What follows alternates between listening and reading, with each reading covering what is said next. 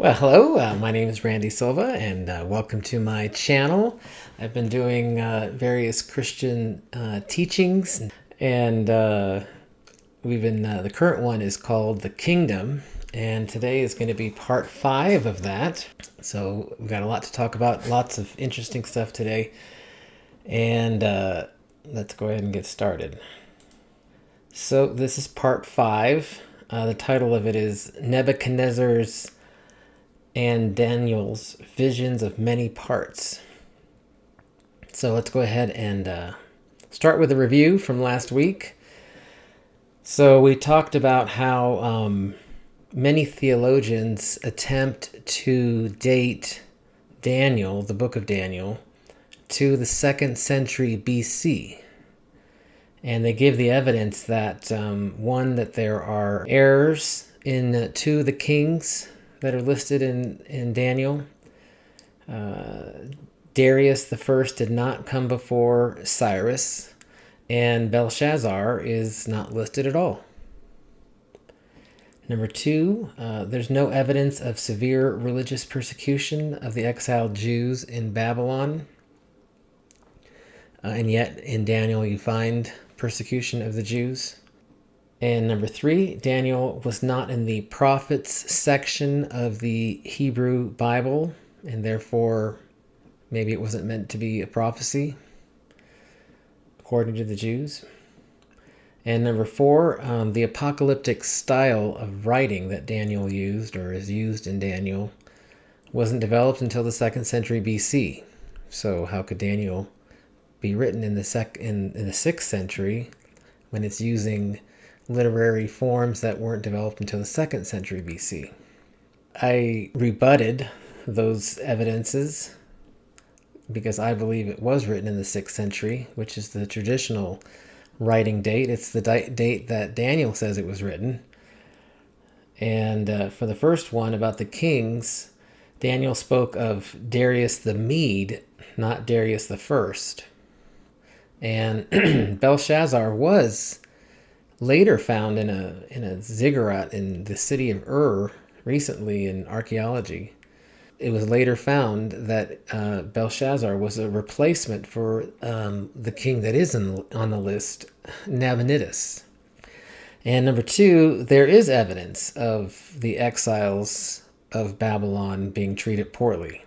It's pretty common for exiles to be treated poorly. And the other thing is that the persecution that was going on in the 2nd century was far worse than the persecution that is listed in Daniel. It's more likely that heavy persecution that came in the 2nd century is not written about in Daniel at all, because Daniel was written in the 6th century. Number 3, the sections of the Hebrew Bible were not intended to limit prophecy just to that section. So they did group the major prophets in the prophet section, but that doesn't mean that there's not prophecies in other books, like in Daniel, which was in the writing section, and also Psalms and Proverbs. Psalms has a lot of prophecy in it, and that's in the writing section.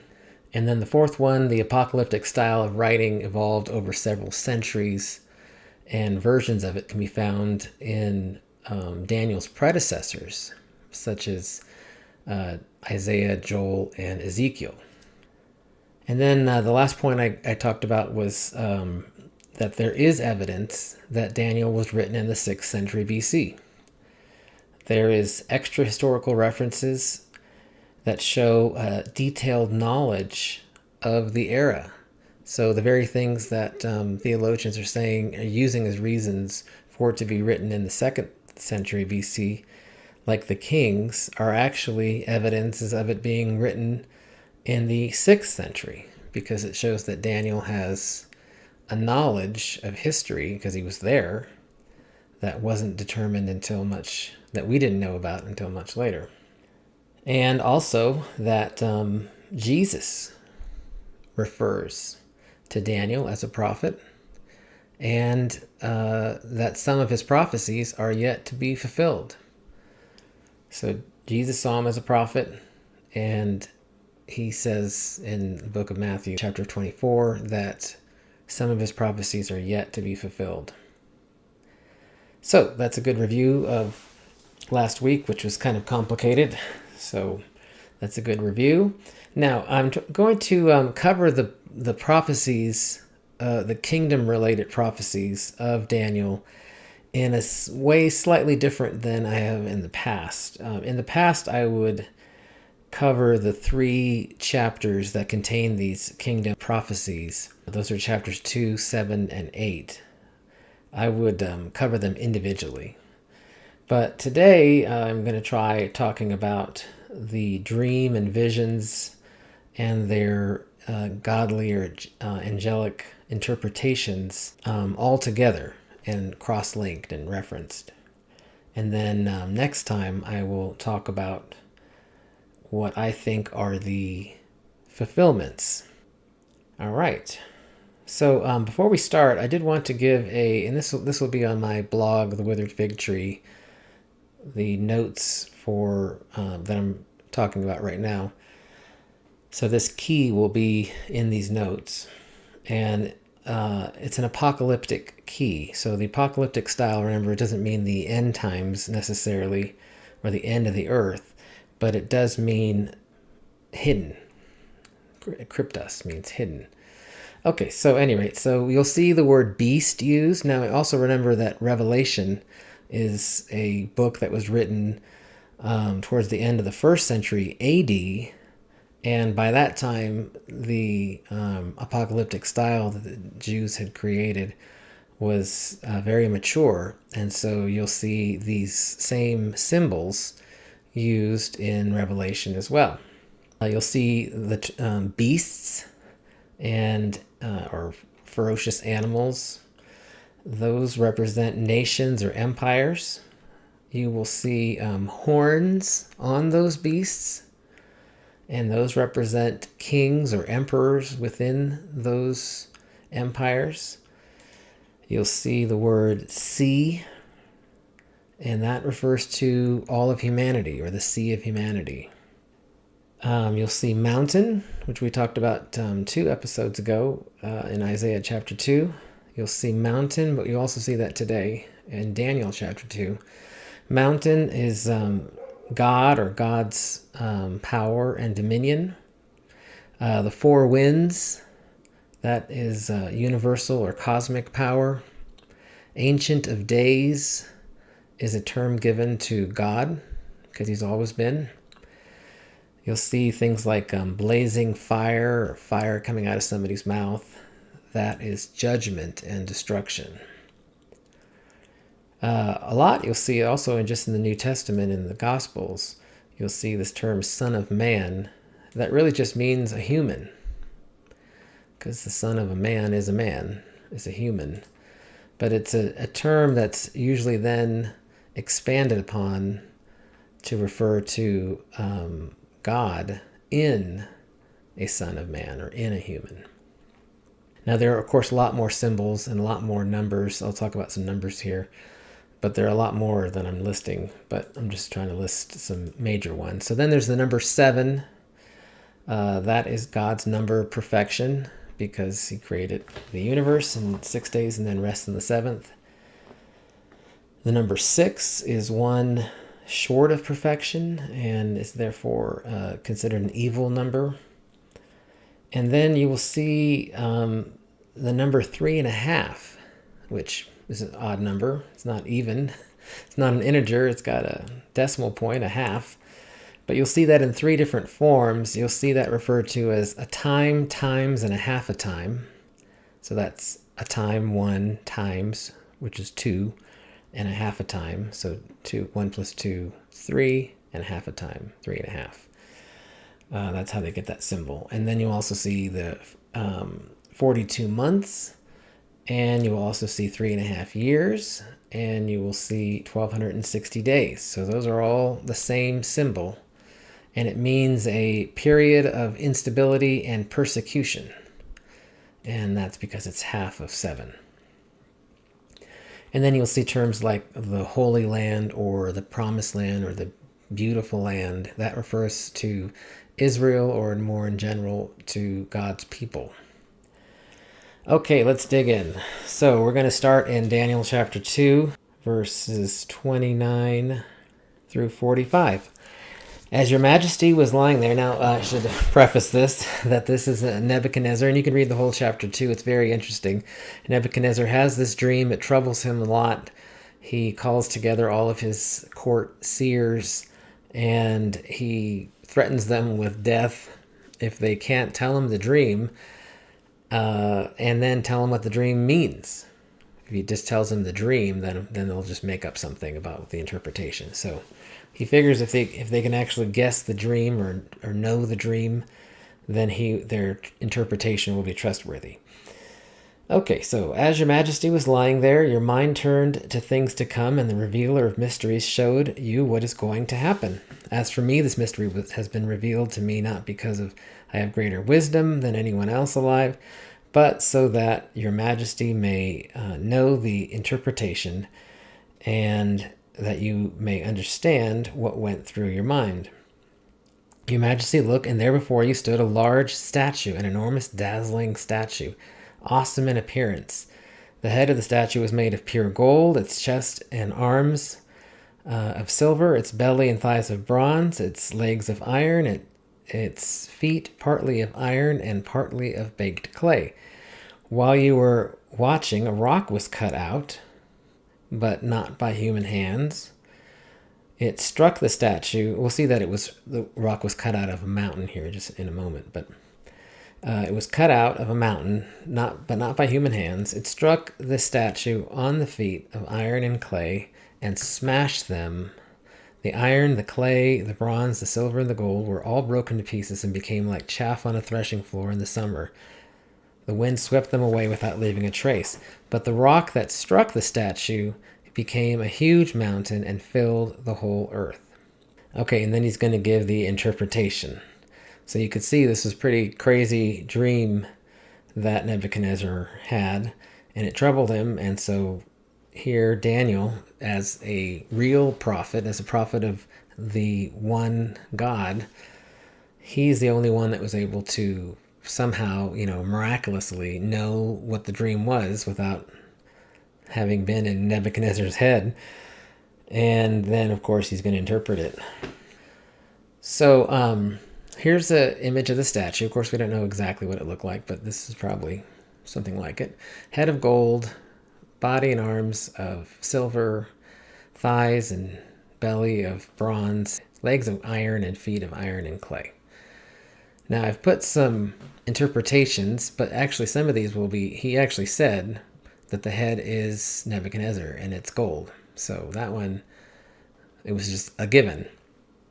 The next empire to come, in historical terms, you can look this up, was the Medo-Persian Empire. And you can see the dates that it ranged from. And Daniel is somewhere in this period, somewhere before 539 BC, talking to Nebuchadnezzar. So then the next section, the next empire to come was Greece. And here's the times that it ruled the earth. And then the iron and feet, this one is not mentioned, but interestingly, the most detail, as we'll see not just in this dream, but also in the visions that Daniel has, that the most detail is given about this fourth empire.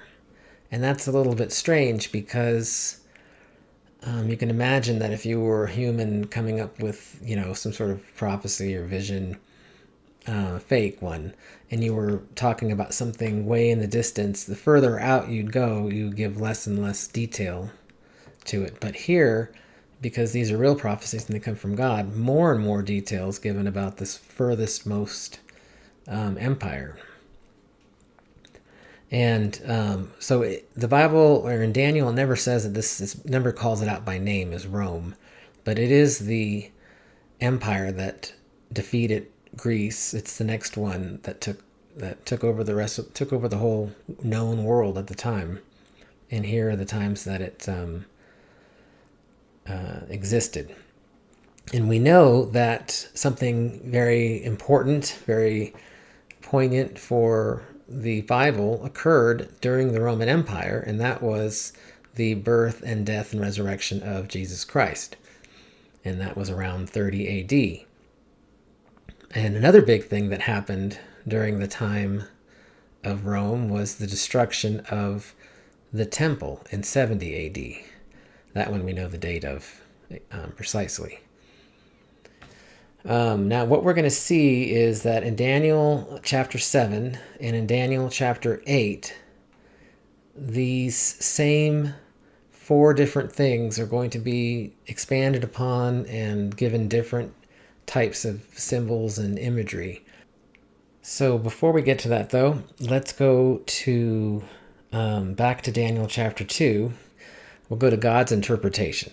So that was another thing we talked about last week or 2 weeks ago, was that the Bible gives prophecies. It's very difficult to determine when their fulfillments, even when they're in the past. If they're in the future, then it's impossible just about to figure out what they're talking about. But that oftentimes or sometimes God will himself or an angel will give an interpretation, and then those you should really focus on because those are unique. Okay, so from verse 37 in chapter 2, it says, "Your Majesty, you are the King. The God of heaven has given you dominion and power and might and glory. In your hands he has placed all mankind and the beasts of the field and the birds of the sky. Wherever they live, he has made you ruler over them all. You are the head of gold. After you, another kingdom will arise, inferior to yours. Next, a third kingdom, one of bronze, will rule over the whole earth. Finally, there will be a fourth kingdom, strong as iron, for iron breaks and smashes everything. And as iron breaks things to pieces, it will crush and break all the others. Just as you saw the feet and toes were partly of baked clay and partly of iron, so this will be a divided kingdom, yet it will have some of the strength of iron in it, even as you saw iron mixed with clay. As the toes were partly of iron and partly of clay," like I was saying, this gives a lot of detail about that last empire. "So this kingdom will be partly strong and partly brittle. And just as you saw the iron mixed with baked clay, so the people will be a mixture and will not remain united more than iron mixes with clay." Okay, so then it says, "In the time of those kings, the God of heaven will set up a kingdom that will never be destroyed, nor will it be left to another people. It will crush all those kingdoms and bring them to an end, but it itself will endure forever. This is the meaning of the vision of the rock cut out of a mountain, but not by human hands. A rock that broke the iron, the bronze, the clay, the silver, and the gold to pieces. The great God has shown the king what will take place in the future. The dream is true, and its interpretation is trustworthy." That was another thing we talked about last week, is that Daniel himself says that these prophecies were from God and they're about the future. So it would be really strange for this to actually have been written by some other guy in the 2nd century, referring to Daniel and referring to the past as a prophecy of the future. Okay, so one thing I wanted to point out, and this is also true in the other chapters, is that you will see in each of these visions that there is a earthly empire part and then a God's kingdom part. So the first part was the statue, the 4 different types, and that's the earthly part. And then the God's kingdom part is the mountain with the rock cut out of it, not by human hands, that hit the statue in the feet in the time of those kings. And then you'll see the same thing in the interpretation. You'll see that he explains what the empire part, as there are 4 empires, 1 that is now and 3 that are to come. And he actually names those, which we'll hopefully get to here in a minute. But in Daniel 8:20, he says the second kingdom after Babylon is the Medo-Persian Empire. It says the kings of Media and Persia. And then he also names the third kingdom, which is very amazing. This is another reason why theologians would like to date Daniel in the 2nd centuries, because these prophecies are so amazing that if a lot of them don't believe in God. They don't believe in this supernatural powers of God, and so if this was written in the 6th century BC, this would really point to God's sovereignty and God's knowledge of the future. So yeah, he names this third kingdom, which is still several hundred years off. I mean, you can imagine nowadays saying, maybe the next empire to rule the earth will be Russia or China, but what will be the third kingdom after that? I don't know, Iceland? That would basically be what it would be like to say that Greece is going to rule the whole world in this, not the next empire, but the empire after that. Okay, so yeah, you see that first, the interpretation of the first earthly part, which is that there are 4 empires, and then you see the interpretation of the kingdom part, and that's this thing about the rock being cut out, not by human hands, and that it will come in the time of the kings of the last empire, which would be Rome, and as we know, Jesus Christ came in the time of Rome. Okay, let's look at Daniel chapter 7. Verses 2 through 12, he talks about the earthly part, the earthly kingdoms. And again, we'll see that it's 4 different parts, because it's referring to the 4 different parts of the statue. Daniel said, this is verse 2 of chapter 7. Daniel said, "In my vision at night I looked, and there before me were the 4 winds of heaven churning up the great sea. 4 great beasts, each different from the others, came up out of the sea. The first was like a lion, and it had wings of an eagle. I watched until its wings were torn off, and it was lifted from the ground so that it stood on 2 feet, like a human being, and the mind of a human was given to it." Okay, so that's this animal here, like a lion with wings. I guess I could draw a little animation of it turning into a human, or having 2 feet like a human. Okay, in the verse 5, he starts talking about this one. "There before me a second beast, which looked like a bear, was raised up on one of its sides, and it had 3 ribs in its mouth between its teeth. It was told, 'Get up and eat your fill of flesh.' After that I looked, and there before me was another beast, one that looked like a leopard." Okay, so that's this one. "And on its back it had 4 wings like those of a bird, and this beast had 4 heads, and it was given authority to rule.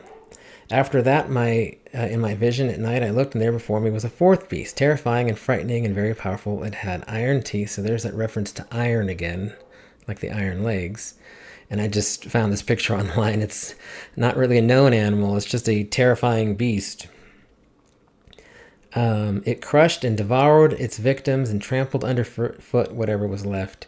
It was different from all the former beasts, and it had 10 horns." So horns, remember, are kings. While I was thinking about this, and that gives a lot of detail about these horns. "There before me was a horn, a little one, which came up from among them, and 3 of the first horns were uprooted before it, and it had horns, had eyes." So we're going to talk about this next time. But a lot of detail now given again to this 4th empire, the 4th beast. Let's go to verse 9. "As I looked, the thrones were set in place, and the Ancient of Days took his seat. His clothing was white as snow. His head," so this is God. "His throne was flaming with fire, and its wheels were all ablaze," so that has to do with judgment. "A river of fire was flowing out from before him," again, judgment. And let's go down to verse 11. "And I continued to watch because the boastful words of the horn was speaking. I kept looking until the beast was slain, and the body was destroyed and thrown into the blazing fire." And he keeps on giving more and more detail about this 4th kingdom. So God's interpretation of this earthly part. So the earthly part ends around verse 12. And then verse 13 is the second kingdom part of the vision. "In my vision I looked at night I looked, and there before me was one like the Son of Man, coming with the clouds of heaven. He approached the Ancient of Days and was led into his presence. He was given authority and glory and sovereign power. All nations and peoples and every nation worshipped him. So that is the kingdom part of this vision. So now in verses 15 and on, it gives a interpretation. So that's great. Now what we'll see is these interpretations are really prophecies in and of themselves. It's just that the first vision that Daniel was given was just these beasts and images and fire, and then the interpretation is also a prophecy, but it's just giving it words that are maybe a little bit easier to understand, but still difficult. So let's see, verse 16, it says, I approached one of those standing there and asked the meaning of all this. He told me the interpretation of these things. The four great beasts are four kings that will rise from the earth. Sometimes they just refer to a kingdom as the king, even though it has multiple kings. But we'll see that he's actually still talking about kingdoms. The holy people, the Most High, will receive the kingdom and possess it forever. So that is kind of a short version. Verse 17 is the interpretation of the earthly kingdom part, empire part, and the verse 18 is then the interpretation of the kingdom part. And then he wants to get more information about this fourth beast. Now, I don't have time to read all of this, but he gets a lot more detail, and he gives more detail of the vision itself. He only gave a certain amount of detail in the first part. So he gives even more detail in verses 19 through 22. And then he gets another interpretation of all those visions in verses 23 through 25. And then in verse 26, he gets a more detailed interpretation of the kingdom part, God's kingdom part. So it has the same kind of form of earthly empire, God's kingdom, earthly empire, God's kingdom. Okay, so here we've talked about all these beasts and some of their horns and stuff. And then in Daniel chapter 8, he doesn't talk about all four of these things. He just talks about the middle two, but he gives a ton of detail about both, but really a ton of detail about Greece, in addition to actually naming them. So in verse 2, he gets this other vision. In my vision, I saw myself in the city of Susa in the province of Elam. In the vision, I was beside the Ulai canal. I looked up, and there before me was a ram with two horns standing beside the canal, and the horns were long. One of the horns was longer than the other, but grew up later. So these horns are this combined kingdom of Media and Persia, the Medo-Persia Empire. I watched as the ram charged towards the west and the north and the south. No animal could stand against it, and it did as it pleased and became great. This is verse 5. As I was thinking about this, suddenly a goat with a prominent horn between its eyes came from the west, crossing the whole earth without touching the ground. So we'll see that this is there's the prominent horn here. This is Greece, and specifically it's Alexander the Great.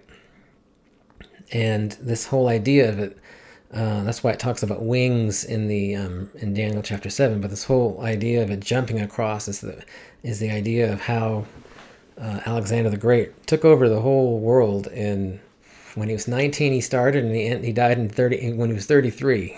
So 14 years. That's pretty amazing. So it attacked the ram ferociously, striking the ram, shattering its horns.